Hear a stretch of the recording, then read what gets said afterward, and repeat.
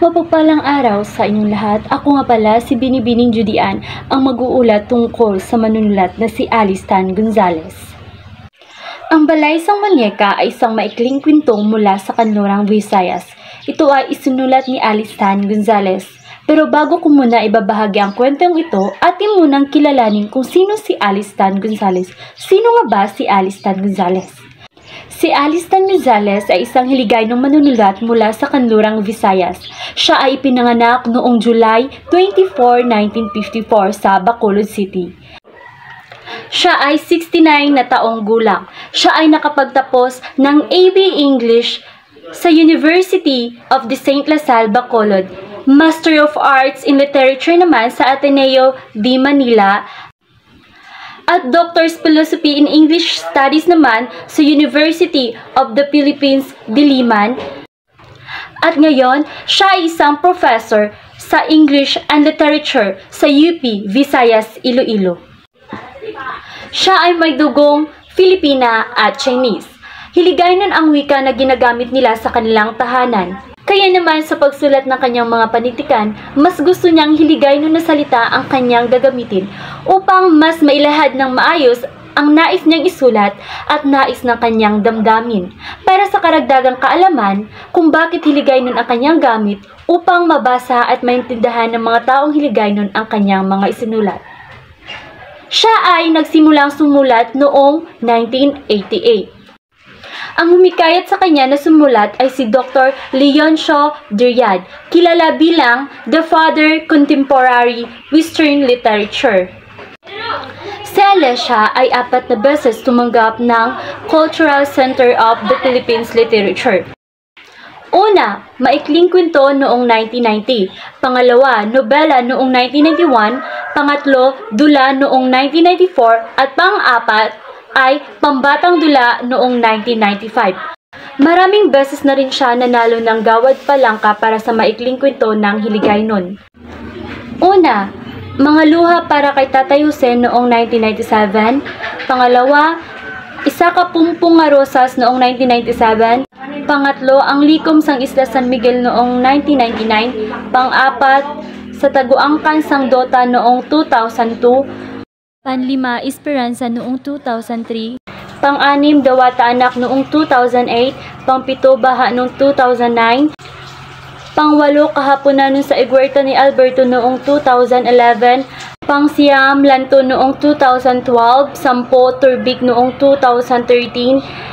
Labing-isa, Balaysang Muñeca noong 2014. Labing-dalawa, Haya noong 2018 at ang panghuli si Ina sa Kasisidmon noong 2019. Si Alicia ay sumikap upang mas maging isang magaling na manunulat. Napapansin natin na sa pagsulat niya ng libro, ang kanyang gamit ay hiligaynon dahil ito yung kinagisnan niyang wika. Ang isinulat niyang mga libro ay para naman talaga sa mga nagbabasa ng hiligaynon.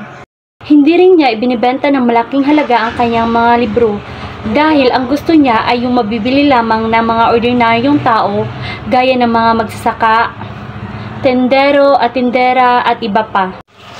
Si Alice Tan Gonzales ay dapat gawing inspirasyon at motibasyon ng mga taong manunulat dahil siya ay dalisay at may wagas na pagmamahal sa kanyang kinagisnang wika. Hindi siya sumulat upang sumikat at magkapera, kundi para magbigay leksyon at inspirasyon sa lahat ng tao.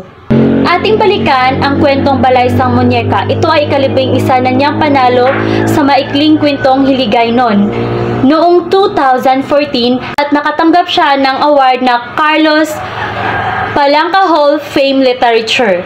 Ngayon, ating alamin at tuklasin ang kwentong Balaysang Muñeca. Ang kwentong ito ay tumutukoy sa diskriminasyon, walang karapatan, mababa ang tingin, kinukutya at hinuhusga ang mga hindi angkop sa ating lipunan. Katulad na lamang ng mga taong may kapansanan at iba pa.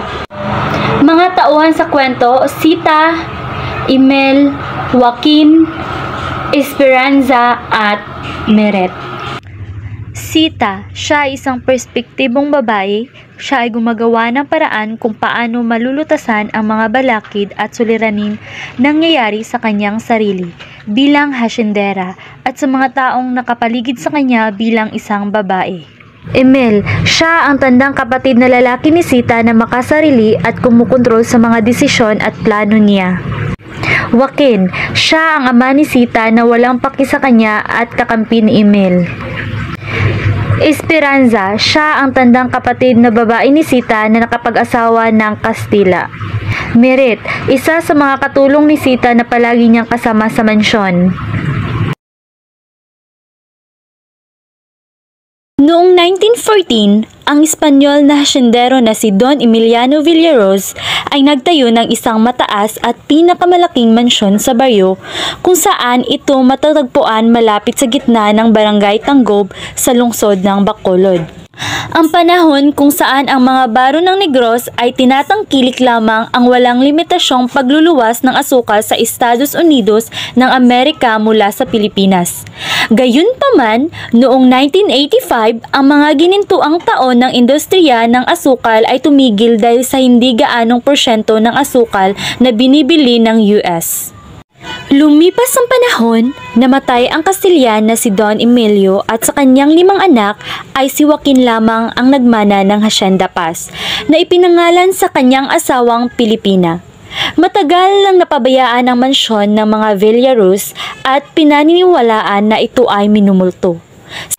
Sa kabila nito, nariyan si Sita na anak ni Joaquin, ang bunso sa kanilang dalawa ni Emil at Esperanza, na nag-alaga sa mansyon upang mapanatili ang katahimikan, kaligayahan at kagandahan sa loob ng mansyon.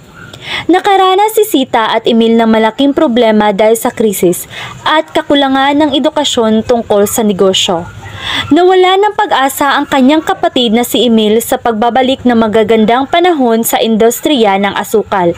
Kaya nagpasya siyang ibenta ang kanyang bahagi sa hasyenda at nagtayo ng sariling bahay noong 1979 kasama ang kanyang pamilya at iniwan si Sita. Habang si Esperanza naman ay nagpakasal sa isang Kastila at nanirahan sa Espanya. Si Sita lamang ang namamahala sa Hacienda Paz at mansyon. Si Sita ay tagahanga ng pagkolekta ng mga manika at pagniniting ng mga damit para sa kanila. Nagsimula ito nang matuklasan niya ang isang manika sa loob ng isang aparador na matagal nang hindi nakabukas. Ang manika na iniwan ng kanyang paboritong pamangkin na si Mary Ann, ang nag-iisang anak na babae ng kanyang kuya Emil.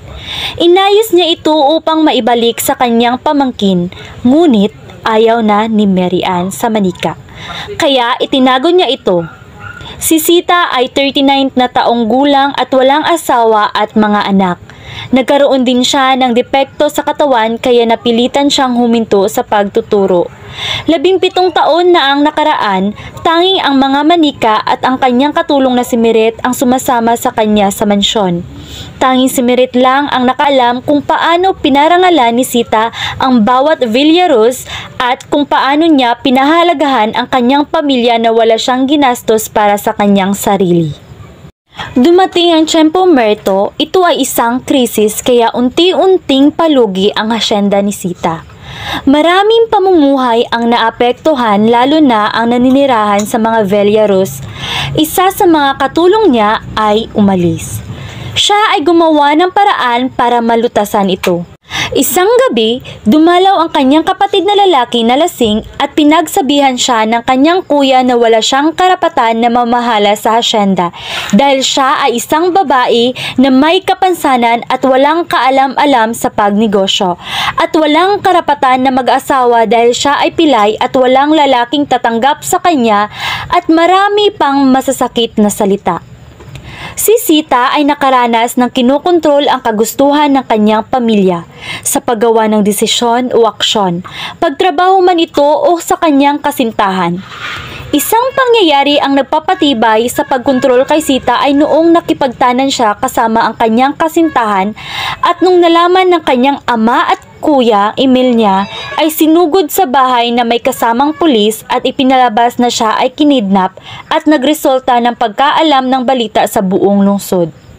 Nawalan siya ng karapatan at dignidad, pero sa bandang huli, hindi siya napatalo sa mga hamon at pagtingin ng kanyang ama at ni Emil bilang isang mahina, duwag at walang alam sa pakikipaglaban.